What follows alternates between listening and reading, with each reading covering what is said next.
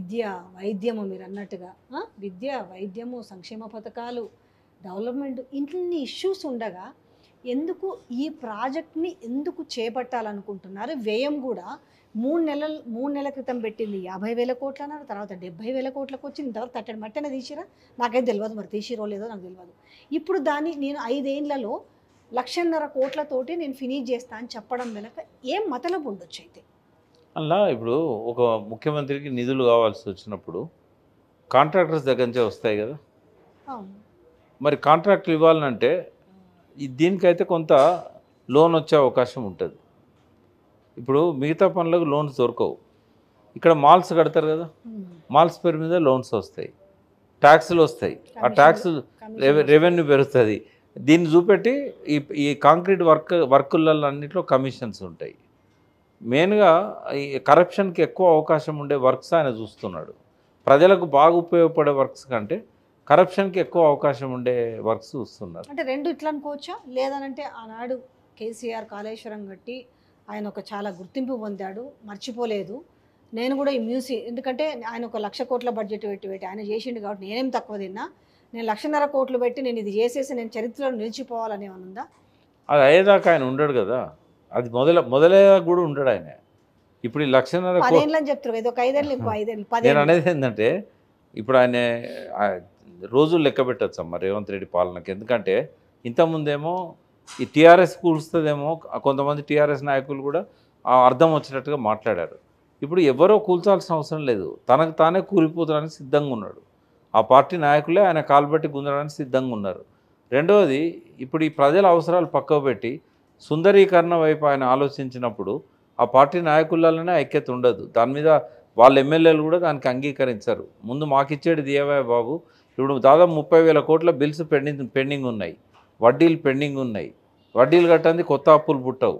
కేసీఆర్ గారు ఏంటంటే కాళేశ్వరం ప్రాజెక్టు మీద అప్పెందుకు పుట్టింది అంటే దాని మీద రెవెన్యూ ఇంత వస్తుందని ఆయన చూపెట్టగలిగాడు. ఇండస్ట్రీస్లో ప్రతి దగ్గర కూడా నీరు అనేది ఎన్ని రకాలుగా ఉపయోగించుకోవచ్చు అని చూపెట్టగలిగాడు. నావిగేషన్కి ఉపయోగపడుతుంది, ఫిషరీస్కి ఉపయోగపడగలుగుతుంది. కాబట్టి కాళేశ్వరం ప్రాజెక్టు వల్ల ఇన్ని వాటర్ బాడీస్ని మేము రీఫిల్ చేయగలుగుతున్నాము, వాటిలల్లో ఇంత సంపద వస్తుంది అని చెప్పి చూపెట్టగలిగాం. అగ్రికల్చర్లో మనకు వ్యవసాయం చేసే వాళ్ళ దగ్గర నుంచి భూమి పన్ను కానీ నీటి పన్ను కానీ రాకపోయినా కూడా రెవెన్యూ ఎంత వస్తుందో కేసీఆర్ గారికి తెలుసు. ఎట్లా వస్తుందో చెప్పండి. కాళేశ్వరం నీళ్ళు ఇస్తే 36 లక్షల ఎకరాలు కానీ 18 లక్షల ఎకరాలకు కానీ భూమి పన్ను రాదు, నీటి పన్ను రాదు, ప్యాడీ వస్తుంది. ప్యాడీ వస్తే ఏమవుతుంది తెలుసా, రైతులకు ఆదాయం వస్తుంది. ఆదాయం వచ్చిన డబ్బును ఏం చేస్తారు రైతులు, బయట ఏదో ఒకటి కొనడానికి ఖర్చు చేస్తారు. ఖర్చు చేసిన తర్వాత ట్యాక్స్ వస్తుంది. ఆ హోల్సేల్ ఇప్పుడు రిటైల్ షాప్లో వీళ్ళు కొంటారు, అది హోల్సేల్ పోతుంది. మళ్ళీ వాడేం చేస్తాడు, ఇంకోటి కొనడానికి ఆ డబ్బులు ఖర్చు పెడతాడు. అంటే ఒక సర్క్యులర్ ఎఫెక్ట్ అవుతుంటుంది, మనీ సర్క్యులేషన్ అవుతుంటుంది. ఎందుకు పెరిగిందమ్మో బడ్జెట్ 59,000 కోట్ల నుంచి? ఎప్పుడన్నా మీరు దీని మీద డిస్కషన్ పెట్టండి. కేసీఆర్ గారు అధికారంలోకి వచ్చినాడు 59,000 కోట్లు, ఇప్పుడు 2.5 లక్షల కోట్లు రాష్ట్ర ఆదాయం. 4-5 రెట్లు ఎట్లా పెరిగింది? అదే రేవంత్ రెడ్డి ఈ 7 నెలల కాలంలో ఆదాయం పెంచే పని ఏం చేయగలిగిండు? ఆదాయం తగ్గించే పని చేయగలిగిండు కానీ ఆదాయం పెంచే పని ఏమి చేయలే. మళ్ళీ దాన్ని 1,50,000 కోట్లకు తగ్గిస్తాడు ఆయన. ఇంకో 3 ఏళ్ళు కనుక రేవంత్ రెడ్డి ఉంటే 2.5 లక్షల కోట్ల ఆదాయం ఉన్న తెలంగాణ ఇన్కమ్ని, రాబడులను 1,50,000 కోట్లకు తగ్గిస్తాడు. ఇప్పుడు ఈ బడ్జెట్ పెడితే మనకు తెలుస్తుంది. అవగాహన లేకన, చిత్తశుద్ధి లేకన, ఏంటి ఏదో ఒక కారణం. అవగాహన లేకుండా ఉండాలి, ప్రజల మీద చిత్తశుద్ధి లేకుండా ఉండాలి, నెగ్లిజెన్స్ అయి ఉండాలి. ఎందుకు పెంచాలి కానీ తగ్గించుకుంటూ పోవాలనుకుంటే? అవగాహన లేకపోవడం అనేది తప్పు కాదమ్మా, చిత్తశుద్ధి లేకపోతే తప్పు. కానీ అవగాహన లేకపోతే నేనేమి తప్పని నేను అన్నా, కానీ అవగాహన పెంచుకోవాలి కదా. ఇప్పుడు ఆ సీట్లో ఇప్పుడు మిమ్మల్ని ఈ సీట్లో కూర్చోబెట్టారు, మీరు యాంకర్ కాకముందు ఇట్లా మాట్లాడేవాళ్ళ? దీనికి అవసరమైన స్థాయికి మీరు ఎదిగారు కదా. రేవంత్ రెడ్డి కూడా ఒక ఇంటర్వ్యూలో చెప్పాడు, నేను జెడ్పీటీసీగా ఉన్నప్పుడు, నేను ఎమ్మెల్సీగా ఉన్నప్పుడు, నేను ఎమ్మెల్యేగా ఉన్నప్పుడు, నేను ఎంపీగా ఉన్నప్పుడు, ఇప్పుడు ముఖ్యమంత్రిని అయినప్పుడు ఏ స్థాయికి తగ్గట్టుగా ఆ స్థాయికి నేను ఎదిగాను, ఇప్పుడు కూడా నేను ఎదుగుతాను అని చెప్పాడు ప్రారంభంలో ఒక ఇంటర్వ్యూలో. నేను ఒక ఎంపీ నుంచి, ఒక ఎమ్మెల్యే నుంచి ఎన్నడూ మినిస్టర్ కాకుండా ఒక సీఎం స్థాయికి వచ్చాను, అవసరమైన అవగాహన నేను ఏర్పాటు చేసుకుంటా, నేను ఎదుగుతా అన్నాడు. అన్నప్పుడు సంతోషించినాం. ఎదగాలని కోరుకుంటాం కదా. ఒక ముఖ్యమంత్రి స్థాయి అవగాహన ఉండాలని కోరుకుంటాం. బట్ ఆయన 7 నెలల పాలన చూసినట్టయితే ఆయనకు మంత్రిగా కూడా అనుభవం లేకపోవడం వల్ల ఇట్లా జరుగుతుందని అనిపిస్తున్నది. చిత్తశుద్ధి సంగతి పక్కకు పెట్టండి, అవగాహన పెంచుకోవడానికి ఆయన ఏం ప్రయత్నం చేస్తున్నట్టు కనబడట్లేదు. ఇప్పుడు ఒక థింక్ ట్యాంక్ ఉండేది కేసీఆర్ గారికి వెనకాల ఫైనాన్షియల్ ఈ బడ్జెట్ విషయంలో, రాజారెడ్డి గారు అని ఉండేవారు. ఆ రెడ్డి గారు లేరు ఇప్పుడు. ఆయన అంతకుముందు కాంగ్రెస్లో కూడా ఉండే. ఆయన కేసీఆర్ ఇతను కాంగ్రెస్లో ఉండడానికి పక్కకు పెట్టలే, ఆయనను తీసుకొచ్చి పెట్టుకున్నాడు. రెడ్డి గారు ఆయన పేరు కొంచెం. అయితే ఇక్కడ ఈయన ఆ పని చేయలేదు.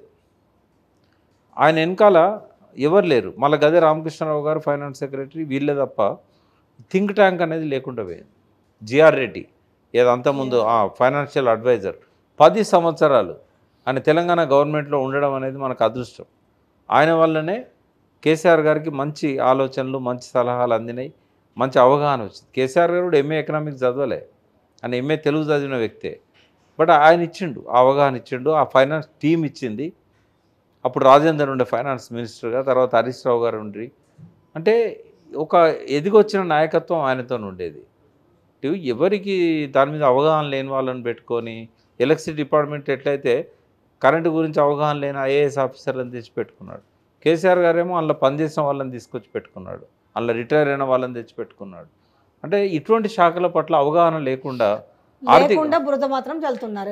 అదే రేపు బడ్జెట్ వస్తే ఆయన బట్టలు ఇప్పి పెడతారు, ప్రజలు ఊకుంటారు. మొత్తానికి చాలా ఇంట్రెస్టింగ్ గా ఉంటుంది. చాలా ఇంట్రెస్టింగ్, ఒక సబ్జెక్ట్. రెండోది, ఎందుకు ఈ క్యాబినెట్ ఎక్స్పాన్షన్ విషయంలో కీలకమైన ఉన్నాయి. రాష్ట్రానికి ఒక విద్యాశాఖ మంత్రి అవసరమే, ఒక హోం మంత్రి అవసరమే. నిన్న పాషం యాదగిరి మాట్లాడుతూ ఈయన క్యాబినెట్ ఎక్స్పాన్షన్ చేయడు, మూసీ నది గురించి మాట్లాడుతూ నేను ఎవరు మూసీ చేయమని నేను ఎవరైనా అడిగిండా అని ఆయన కొంచెం బాగానే అగ్రెసివ్గా మాట్లాడిండు. ఎందుకు? ఏమన్నా ఆయన చేతిలో ఏముందమ్మా? ఇప్పుడు రిమోట్ కదా, ఢిల్లీలో రిమోట్ ఉన్నది. 18 సార్లు పోయిండు, ఇంకో 18 సార్లు పోతే తప్ప ఆ 18 మంది మంత్రులు ఉండే అవకాశం లేదు మనకి. ఢిల్లీ నుంచి వాళ్ళు చెప్పాలి, ఈయన చేయాలి. వాళ్ళు వెనక ముందు ఆలోచిస్తున్నారు, ఎందుకంటే అసలు ముందు ఈయన సంగతి ఏందని ఆలోచిస్తున్నారు. ఇప్పటికే ఎన్నో అనుమానాలు వచ్చాయి. కానీ అనుమానాలు వచ్చినప్పటికీ కూడా రాహుల్ గాంధీని హోల్డ్ చేయగలుగుతున్నాడు. నేను ఇంత బాగా చేసిన తెలంగాణ ప్రజలు ఇంత అద్భుతంగా ఆనందంగా తేలియాడుతున్నారు, పండగలు చేసుకుంటున్నారు అని చెప్తున్నారు. మరి రేపు రాహుల్ గాంధీని వీళ్ళు ఇన్వైట్ చేయడం ఏదో పోయినరు కదా, అందరు కలిసి మనం చాలా గొప్ప పని చేసినాం ఈడ, మీరు ఎక్కడైతే వరంగల్లో డిక్లరేషన్ ఇచ్చారో మీరు మళ్ళీ అదే వరంగల్లో సభకు రావాలి అనేసి. ఆయన దగ్గర అంత ఇన్ఫర్మేషన్ ఉంటుందమ్మా. ఎందుకు 8 మంది బీజేపీ ఎంపీలు గెలిచిండ్రు అనే దానికి రేవంత్ రెడ్డి దగ్గర ఏం సమాధానం ఉంది? ప్రపోర్షనేట్గా చూసుకున్నా కూడా 64 మంది కాంగ్రెస్ ఎమ్మెల్యేలు గెలిచినప్పుడు ఎంతమంది ఎంపీలు గెలవాలి? రేవంత్ రెడ్డి సొంత సీటు ఎందుకు పోయింది బీజేపీకి? రేవంత్ రెడ్డి ఎమ్మెల్యేగా ఉన్న సీట్ ఎందుకు పోయింది బీజేపీకి? వీటన్నిటికి సమాధానాలు చెప్పాల్సి ఉన్నది కదా. ఒక గమనించాల్సిన అంశం ఏంటంటే, ఒక ముఖ్యమంత్రి మీద సొంత పార్టీ వాళ్ళు ఎంక్వైరీ వేయడం, కేసీ వేణుగోపాల్ ఇతర రాష్ట్రాల్లో ఎందుకు ఓటమికి గురైనాం అనేది దాని మీద ఎంక్వైరీ పెడితే బాగానే ఉంటుంది. కానీ రాష్ట్రంలో అధికారం వచ్చిన తర్వాత, తన సొంత వ్యక్తి ముఖ్యమంత్రి ఉన్న తర్వాత ఇక్కడ కూడా ఎంక్వైరీ పెట్టారు. అంటే ఈయన చెప్పిన సమాధానంతో వాళ్ళు సాటిస్ఫై కాలేదంటేనే ఈయన మీద అనుమానాలు వచ్చినాయి. ఎట్లా గెలుస్తారు ఇంతమంది ఎంపీలు? అంటే నీ సపోర్ట్ లేదా, పరోక్షంగా నువ్వు సహకరించలేదా, లేకుండానే కిషన్ రెడ్డి గెలిచాడా, లేకుండానే బండి సంజయ్ గెలిచాడా? ఇదంతా కూడా బీఆర్ఎస్ వైపే కన్వర్ట్ చేస్తున్నారు కదా. బీఆర్ఎస్ సపోర్టు వల్ల బీఆర్ఎస్ ఎక్కడైతే గెలిపించాలనుకుందో బీఆర్ఎస్ పూర్తి సహకారంతో అక్కడ 8 మంది గెలవడం జరిగింది అనేది ఆయన చాలా బహిరంగంగా మాట్లాడుతున్న మాటలే కదా. ఇప్పుడు ఒక బీఆర్ఎస్ అభ్యర్థి వెలమ, బీజేపీ అభ్యర్థి బహుజన బీసీ వర్గానికి సంబంధించిన వ్యక్తి, కాంగ్రెస్ అభ్యర్థిని పెట్టాల్సిన పరిస్థితి వచ్చినప్పుడు బీజేపీ అభ్యర్థిని ఓడించాలంటే ఎటువంటి అభ్యర్థిని పెట్టాలి, తన అభ్యర్థిని గెలిపించుకోవాలంటే ఎటువంటి అభ్యర్థిని పెట్టాలి, టీఆర్ఎస్ అభ్యర్థిని బలహీనం చేయాలంటే ఎటువంటి అభ్యర్థిని పెట్టాలి, ఈ ప్రశ్న వస్తుంది. కరీంనగర్ ఎన్నికను మనం తీసుకుందాం. సంజయ్ బీసీ మున్నూరు కాపు, వినోద్ వెలమ. కాంగ్రెస్కు ఒక అవకాశం వచ్చింది, అక్కడ ఒక వ్యక్తిని పెట్టాలి, ఎందుకంటే పొన్నం ప్రభాకర్ మినిస్టర్ అయ్యిండు. ఆయన మినిస్టర్ అయినప్పుడు అక్కడ మన హుజరాబాద్ కాన్స్టిట్యున్సీలో ప్రవీణ్ రెడ్డి గారి టికెట్ ఇవ్వాల్సి ఉండే. ఆయనకి ఇస్తానంటేనే బీఆర్ఎస్లోకి వెళ్ళి వెనుకపోయిండు ఆయన. అప్పుడేమన్నారు, పొన్నం ప్రభాకర్ వచ్చాడు కాబట్టి మీకు కరీంనగర్ ఎంపీ ఇస్తాము, మీరు దానికి పోటీ ఎదురుగానే అని చెప్పారు. ఇక్కడ రెడ్డి క్యాండిడేట్ లేడు, ఒక అతను వెలుమ, ఒక ఆయన BC. Praveen Reddy right candidate, ఆయన గెలిపించుకోవాలన్నా, వాళ్ళకు ఇదివరకు మాట ఇచ్చింది నిలబెట్టుకోవాలన్నా మంచి పేరున్న వ్యక్తి. ఆయన సౌమ్యుడు, గతంలో కాంగ్రెస్ ఎమ్మెల్యే కూడా. నీ మాట మీదనే పార్టీలోకి వచ్చిండు. మరి ఆయనకి ఇవ్వాల్సిన సీట్ను వెతికి ఇంకొక వెలుమ ఆయనకి ఎందుకు ఇచ్చినాం అంటే, బీజేపీ గెలవాలంటే బీఆర్ఎస్ ఓట్లు చీలాలి, ఇద్దరు వెలుమల మధ్య పోటీ తీసుకురావాలి. సక్సెస్ పెట్టిండు రేవంత్ రెడ్డి, ఆయనని గెలిపించాడు. చెప్తాను నేను. మల్కాజ్గిరిలో నియోజకవర్గానికి బయట నుంచి ఒక క్యాండిడేట్ తెచ్చిపెట్టాల్సిన అవసరం ఏమొచ్చింది. పోనీ ఆ క్యాండిడేట్నే పెట్టాలనుకున్నప్పుడు సునీత కంటే మహేందర్ రెడ్డి చాలా పవర్ఫుల్. ఆయన చాలా సంవత్సరాలు మంత్రిగా చేశాడు, మళ్ళీ మంత్రి గుండె మొన్నటిదాకా. ఆయనకు జిల్లా అంతా ఫాలోయింగ్ ఉన్నది, మేడ్చల్లో కూడా ఆయనకు ఫాలోయింగ్ ఉంది. నువ్వు ఆయన ప్లేస్లో ఆయన వైఫ్ని పెట్టావు. రెండవది, అక్కడ క్యాంపెయిన్ లేదు, అది నీ సీటు. ఏం ప్రచారం చేసేవాడికి పోయి పరోక్షంగా ఈటల రాజేందర్ని గెలిపించాలనే లక్ష్యం లేకపోయినట్టయితే నువ్వు అక్కడ బలమైన క్యాండిడేట్స్ ఉండగా ఎక్కడో తాండూరు నుంచి తీసుకొచ్చి ఆమెకి ఇవ్వాల్సిన అవసరం ఏంది? బహిరంగంగా చెప్పుకున్నారు ఇక్కడ నిజామాబాద్లో. కరీంనగర్లో ఎంపీగా 2 సార్లు పోటీ చేసిన జీవన్ రెడ్డిని నిజామాబాద్ కింద తీసుకొచ్చి పెట్టాలి. నిజామాబాద్లో లేరా కాంగ్రెస్కి? అక్కడ ఒక ఇప్పుడు మినిస్టర్ అవుతానని చెప్పి ఎక్స్పెక్ట్ చేసిన వ్యక్తి ఆయన పార్టీ కార్యకర్తల మీటింగ్లో ఏం చెప్తారంటే, జీవన్ రెడ్డి వచ్చి మళ్ళీ జిల్లా పెత్తనం చేయాలనుకుంటాడు, ఆయన ఎంపీగా మనం గెలిపించినట్టయితే నాకేం ఉండదు ఈడ, మీరే ఆలోచించుకోండి అని చెప్పి అరవింద్ని గెలిపించాలని ఇండైరెక్ట్ సజెషన్స్ ఇచ్చాడు.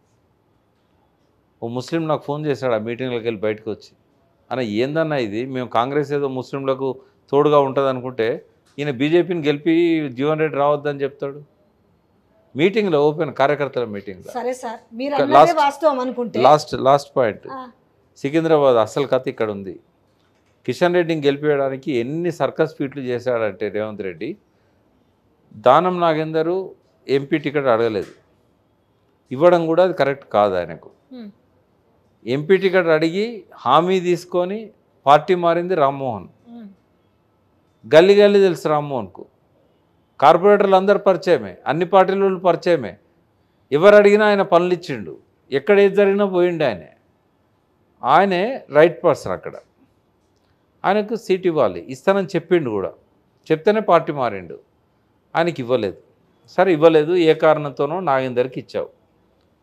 ఇచ్చిన తర్వాత ఆయన గెలిపించాల్సిన బాధ్యత ఈయనకు అప్పచెప్పాలి కదా. నువ్వు మేయర్గా పనిచేసినావు 5 ఏళ్ళు, నీకు 7 కాన్స్టిట్యున్సీలలో నీకు పేరుంది, నాగేందర్కి ఒక్క ఖైరతాబాదులోనే ఉన్నది. నువ్వు ఈయన కుడిభుజంలాగా ఉండి గెలిపించాలని చెప్పాలి కదా. ఆయన ఏం చేసిండు, ఆయన తిరిగితే ఓట్లు నాగేందర్కి ఎడపడతాయో, కిషన్ రెడ్డికి పోవాల్సిన ఓట్లు నాగేందర్ పడతాయని చెప్పి మహేశ్వరంలో ఇన్ఛార్జ్గా పెట్టిండు. ఎక్కడ? చేవెళ్ళ కాన్స్టిట్యున్సీ. బొంతు రామ్మోహన్కు మహేశ్వరంకి ఏం సంబంధం? తనకున్న శక్తులను ఎట్లా ఉపయోగించుకోవాలి గెలిపించుకోవాలంటే, అంటే కావాలనే కిషన్ రెడ్డిని గెలిపించడానికి దానం నాగేందర్ను పెట్టిండు, రామ్మోహన్ అక్కడి నుంచి తప్పించాడు. ఇది స్ట్రాటజీ.